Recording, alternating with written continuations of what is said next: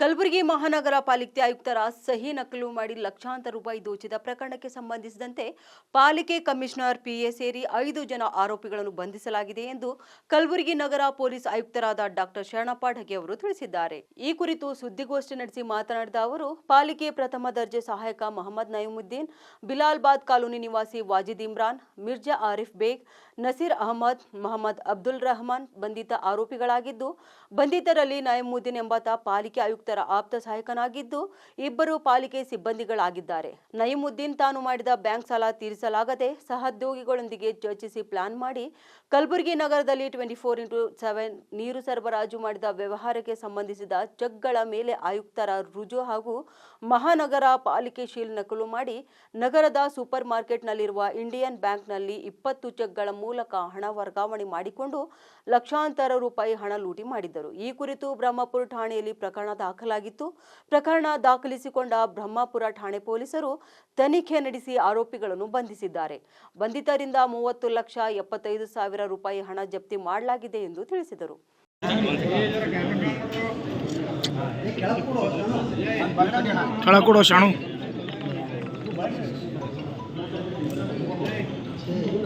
ಸಂಜು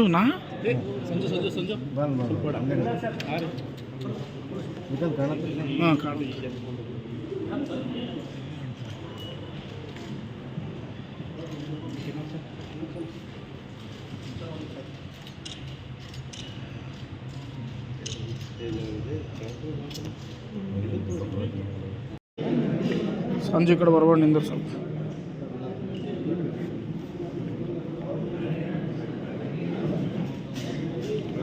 बोली बड़ा है 2 सेकंड सर साइड आ रहे सर वो मनीष सर एक्सक्यूज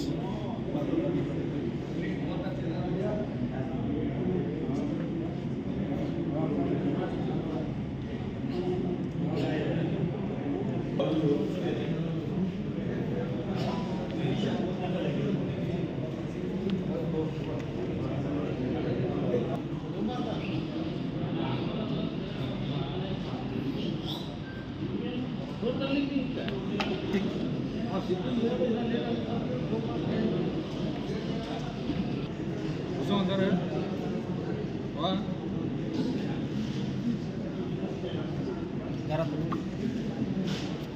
वो मनीष भाई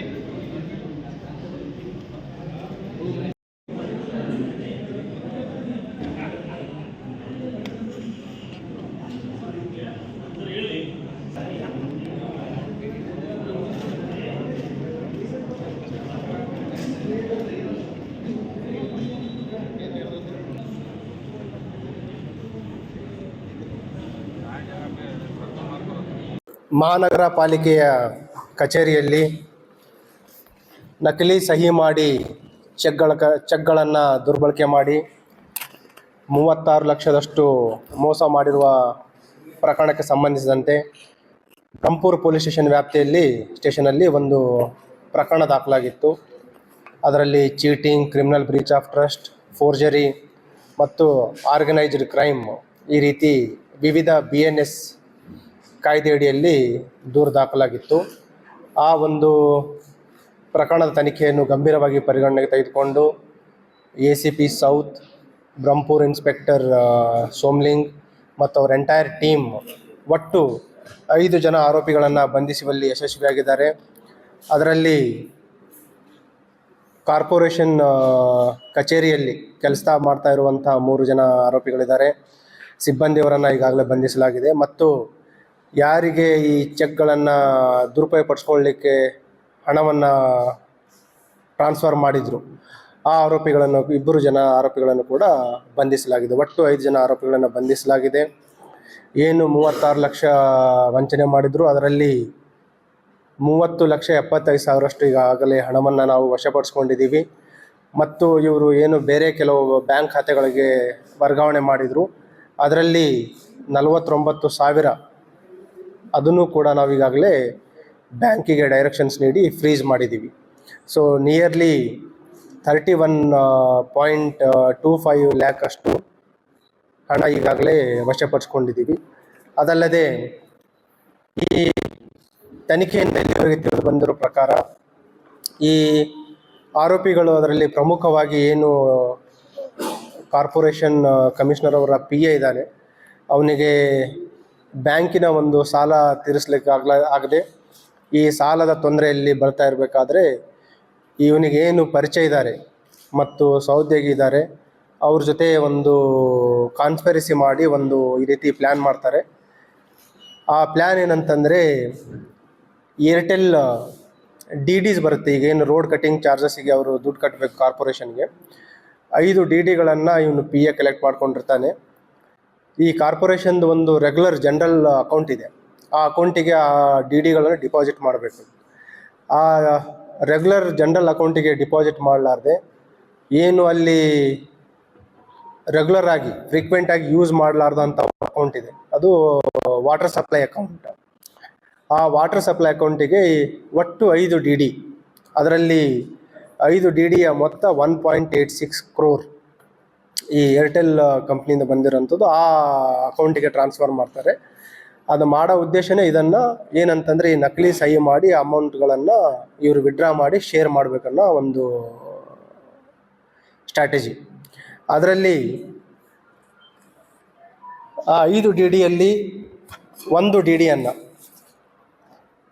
4th September 2024ಕ್ಕೆ ಡಿಪಾಸಿಟ್ ಮಾಡ್ತಾರೆ. ಅದು 36 lakh ಆ ಅಕೌಂಟಿಗೆ ಟ್ರಾನ್ಸ್ಫರ್ ಮಾಡ್ತಾರೆ. ಮತ್ತು ಅದರಲ್ಲಿ 4th Septemberಗೆ ಏನು ಡಿಪಾಸಿಟ್ ಮಾಡ್ತಾರೆ ಫಸ್ಟ್ DD, ಅದರಲ್ಲಿ 13th Septemberಗೆ 36 ಲಕ್ಷವನ್ನು ಇವರ ಏನು ಸಹಚರ ಇದ್ದಾನೆ ವಾಜಿದ್ ಅನ್ನೋನ ಅಕೌಂಟಿಗೆ ಟ್ರಾನ್ಸ್ಫರ್ ಮಾಡ್ಕೊತಾರೆ, ವಿಡ್ರಾ ಮಾಡ್ಕೊತಾರೆ. ಸೊ ಇದು ಒಂದು ಫಸ್ಟ್ ಹಂತದಲ್ಲಿ ಯಶಸ್ವಿ ಆಗುತ್ತೆ. ನಂತರ ಏನು ಮಾಡ್ತಾರೆ, ಈ ಉಳಿದದ್ದೇನು 4 DD ಇರುತ್ತೆ, ಎಲ್ಲ DDಗಳನ್ನು ಒಂದೇ ದಿನ 27th Novemberಗೆ ಡಿಪಾಸಿಟ್ ಮಾಡ್ತಾರೆ.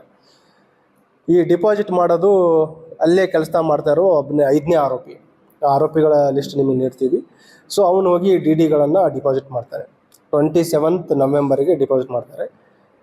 ನೆಕ್ಸ್ಟ್ ಈಗ ವಿಡ್ರಾ ಮಾಡಲಿಕ್ಕೆ ಏನು ಮಾಡ್ತಾರೆ, ಇವನ್ನ A1 ಆರೋಪಿಯ ಇತರೆ ಏನು ಸಹಚರಿದ್ದಾರೆ, ಎರಡನೇ ಒಂದು ಚೆಕ್ 46 lakh ಮತ್ತು ಇನ್ನೊಂದು ಚೆಕ್ 49 lakh ಅದನ್ನು ಬ್ಯಾಂಕಿಗೆ ಡಿಪಾಸಿಟ್ ಮಾಡ್ತಾರೆ. ಆ ಸಂದರ್ಭದಲ್ಲಿ ಬ್ಯಾಂಕ್ ಮ್ಯಾನೇಜರ್ ಅವರಿಗೆ ಅನುಮಾನ ಬರುತ್ತೆ. ಅನುಮಾನ ಬಂದ ತಕ್ಷಣ ಇವರಿಗೆ ಅಲರ್ಟ್ ಮಾಡಿದ ತಕ್ಷಣ ಅದು ವಿತ್ಹೋಲ್ಡ್ ಆಗುತ್ತೆ. ಹಾಗಾಗಿ ಏನು 49 ಮತ್ತು 46 lakh ಅಮೌಂಟ್ ಚೆಕ್ ವಿಡ್ರಾ ಆಗಬೇಕಾಗಿತ್ತು ಅದು ವಿತ್ಹೋಲ್ಡ್ ಆಗುತ್ತೆ. ಓನ್ಲಿ ಫಸ್ಟ್ ಚೆಕ್ ಮಾತ್ರ ಈಗ ಕ್ಲಿಯರ್ ಆಗಿರುವಂಥದ್ದು. ಅದರಲ್ಲಿ 30.75 ಕ್ಯಾಶ್ ಮತ್ತು 49,000 ಬ್ಯಾಂಕ್ ಅಕೌಂಟಲ್ಲಿರುವಂಥ ಅಮೌಂಟನ್ನು ಫ್ರೀಸ್ ಮಾಡಿದ್ದೀವಿ. ಈಗ ಈ ತನಿಖೆ ಮುಂದುವರಿತಾ ಇದೆ.